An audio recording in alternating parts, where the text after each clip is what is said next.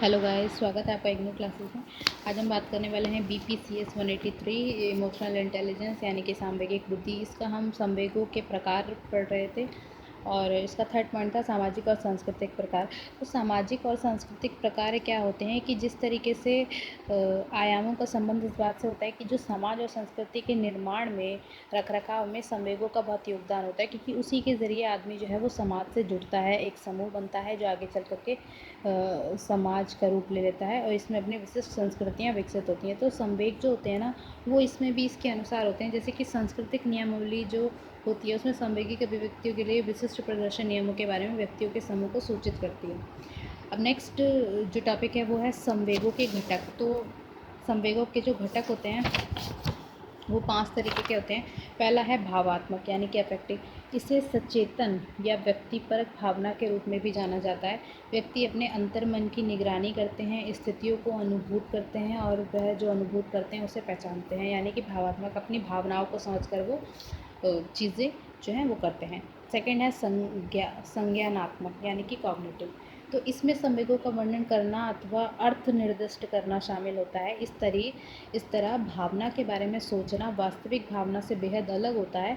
व्यक्ति कुछ भी घटित होने के पीछे इसके कारण को समझने का प्रयास करता है और ये निर्धारित करने का प्रयास करता है कि कोई घटना उसे किस तरीके से प्रभावित कर सकती है। ठीक है, ये हो गया संज्ञानात्मक। संवेगों के घटक 5 है। पहला भावात्मक, जिसमें अपने अंतर्मन की निगरानी करके वो चीज़ें जो है अनुभूति करता है।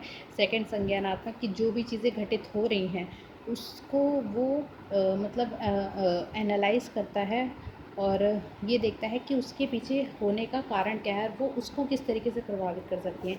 तीसरा है शरीर क्रियात्मक। शारीरिक प्रतिक्रियाएं जैसे कि हथेलियों में घबराहट होना या पसीना आना, ये सारी शारीरिक क्रियात्मक होती हैं। फोर्थ आता है अभिप्रेरक यानी कि मोटिवेशन। तो किसी क्रिया या फिर व्यक्ति के समीप या उससे दूर जाना, इस घटक को कार्रवाई कृतियों के रूप में भी संदर्भित किया जाता है, जो ऐसे विशिष्ट कार्य को संदर्भित करता है जो व्यक्ति ऐच्छिक या अनैच्छिक रूप से कर सकता है। उदाहरण के लिए किसी गर्म बर्तन से हाथ दूर लेना अनैच्छिक है, जबकि थका हुआ महसूस करने के बावजूद सुबह की दौड़ के लिए जाना ऐच्छिक है। तो यानी कि अपनी मर्ज़ी से चीज़ें किया हो, मोटिवेशन, तो किसी चीज़ के लिए आप कितने मोटिवेट है, ये सब घटक होते हैं। फिफ्थ आता है अभिव्यंजक यानी कि एक्सप्रेसिव। तो चेहरे के भाव जैसे कि मुस्कुराना, रोना और त्योरियाँ चढ़ाना, शारीरिक गतियाँ, गुस्से में फूलदान को फेंक देना, इस तरीके की चीज़ें जो होती हैं वो संवेगों को दूसरों को संप्रेषित करने के लिए संवेग प्रदर्शित करती है। ये हो गया संवेगों के घटक। ठीक है, अब आते हैं संवेगों के प्रकार में। तो संवेगों के ना प्रकार किस तरीके से, संवेगों को आमतौर पर प्राथमिक और द्वितीयक के रूप में बांटा जाता है।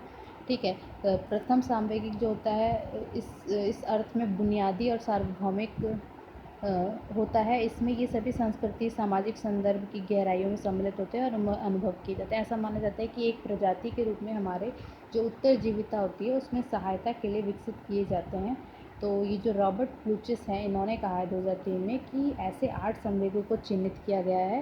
पहला है भय, आश्चर्य, उदासी, घृणा, क्रोध, प्रत्याशा, हर्ष और उल्लास। इन्हें रंग चक्र के रूप में यहाँ पर दर्शाया भी गया है। इनमें से प्रत्येक संवेग तीव्रता में भिन्न होता है, परतों के रूप में दिखाई देता है। उदाहरण के लिए भय का प्राथमिक संवेग जब बेहद कम तीव्र स्तर पर होता है तो आंशिका कहा जाता है, जब ये अपनी उच्चतम तीव्रता पर होता है तो आतंक कहा जाता है। यानी कि ये जो संवेग हैं ये जब अपने चरम सीमा पर होते हैं तो ये किस तरीके के होते हैं, मिडाइवल पे होते हैं तो किस तरीके के होते हैं, और जो स्टार्टिंग स्टेज पे होते हैं किस तरीके के होते हैं, ये हमारे को यहाँ पे पता रहता है। ठीक है, ये हो गए संवेगों के प्रकार।